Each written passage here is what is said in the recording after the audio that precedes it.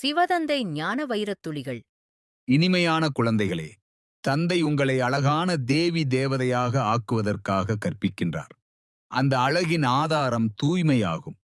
தீபமாக இருக்கக்கூடிய தந்தையை சரியான ரூபத்தில் புரிந்து கொண்டு மற்றும் நினைவு செய்வார்கள். பலியாவது எனில் தந்தைக்குச் சமமாவது, தந்தையை விட உயர்ந்த ராஜ்யத்திற்கான அதிகாரியாக ஆவதாகும்.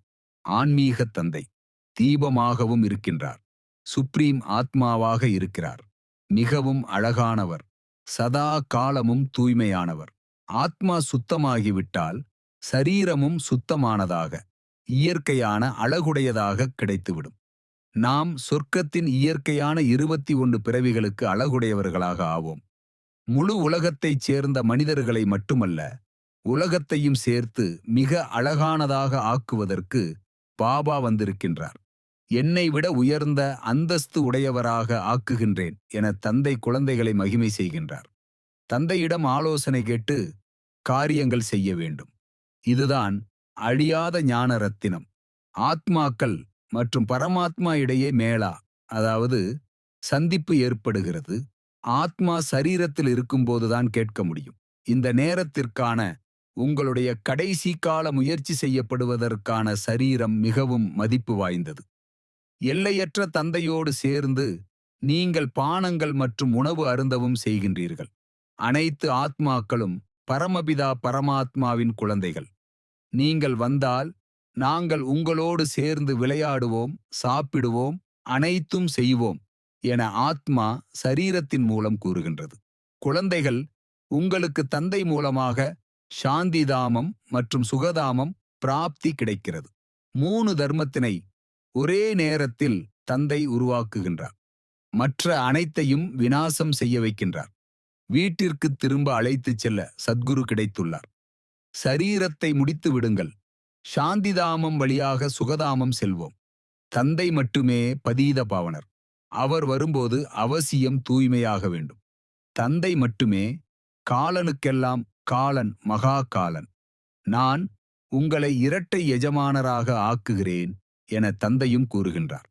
உலகத்திற்கும் பிரம்மாண்டத்திற்கும் எஜமானராகின்றீர்கள்.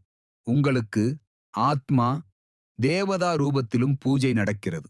தந்தை யுக்தி கூறுகின்றார். தேக அபிமானத்தை விட்டு ஆத்ம அபிமானி ஆக வேண்டும், தூய்மையாக வேண்டும். ஒரு பிறவி மட்டும் எனக்காக தூய்மையாகுங்கள் என தந்தை கூறுகின்றார். அழகான நிலை அடைய முயற்சி செய்ய வேண்டும். நல்லது. சிவதந்தை தந்த வரதான நினைவின் பிராப்தி. Manifestation of this day. ஓம் சாந்தி. நான் ஒரு ஒளிப்புள்ளி ஆத்மா. எனது 2 புருவங்களுக்கு இடையில் ஜொலிக்கிற ஒளியின் ஜோதி சொரூபமானவன். சைத்தன்யமாக சக்திசாலியான ஆத்மா நான். சங்கம யுகத்தில் பரம்பிதா பரமாத்மா சிவபாபாவின் குழந்தை என்ற உயர்ந்த அடையாளத்தை பெற்றுள்ளேன். சிவபாபாவின் தூய பராமரிப்பில் நான் வளர்ந்து தெய்வீக உணவினால் ஆத்மாவை வளர்ந்து வருகின்றேன். பரமாத்மா எனக்கு வழங்கும் இந்த உயரிய ஞானத்தின் பேரால் மனதையும் புத்தியையும் தூய்மையாக்கி அந்த ஞானமே சொரூபமாக மாற்றிக்கொள்ளும் புனித பயணத்தில் உற்சாகமான சங்கல்பங்களை தினமும் ஏற்றுக்கொள்கின்றேன். திடநம்பிக்கை எம்பிக்கை செய்து இறைவனின் ஞானத்தை தினமும் சுவைத்து ஆத்மா சர்வ வலிமை பெறுகின்றது. மனோரஞ்சனம் ஏற்பட்டு சக்தி நிரம்பி மனதிற்கான சந்தோஷ நிகழ்ச்சியையும் தினமும் உருவாக்குகிறேன். உணர்கிறேன். பரமாத்மாவின் நினைவில் நான் என் சொரூபத்தை உறுதி செய்கிறேன். பரிசுத்தமான தேவ குணங்களை தினமும் தியானத்தால் என்னுள் உருவாக்குகிறேன். நான் ஒளிப்புள்ளியாகவே இருக்கும் ஒளி சொரூபம் எனக்கு உரிமையாக வழங்கப்பட்டது. என் மனதையும் புத்தியையும் பரம்பிதாவுடன் இணைத்து பரமாத்மாவின் அன்பு தூய்மையை நிலைநிறுத்த உதவுகிறது. ஞானம் எனக்கு வழிகாட்டும் கருவியாக செயல்படுகிறது.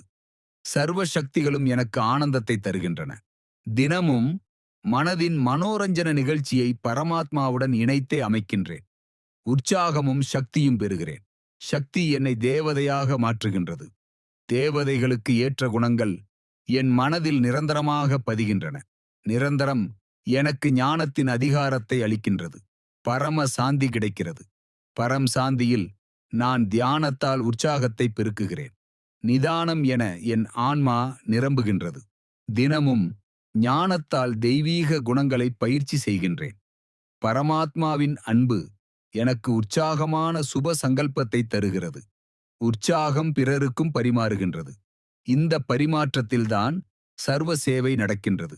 பரமாத்மா எனக்கு இந்த யோக்கிய நிலையை தருகின்றார்.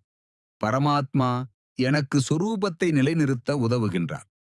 சர்வ சக்திகளால் நிரம்புகின்றேன். சக்தியே எனக்கு இறுதியில் பரமசாந்தியை தருகிறது.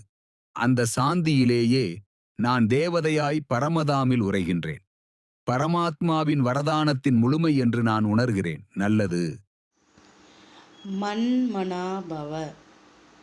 தன்னை ஆத்மா என உணர்ந்து ஆத்மாவின் தந்தையான பரமாத்மாவை அன்போடு நினைவு செய்தால் ஆத்மாவில் இருக்கும் 63 ஜென்மங்களின் பாவ கர்மங்கள் அழிந்து போகின்றன.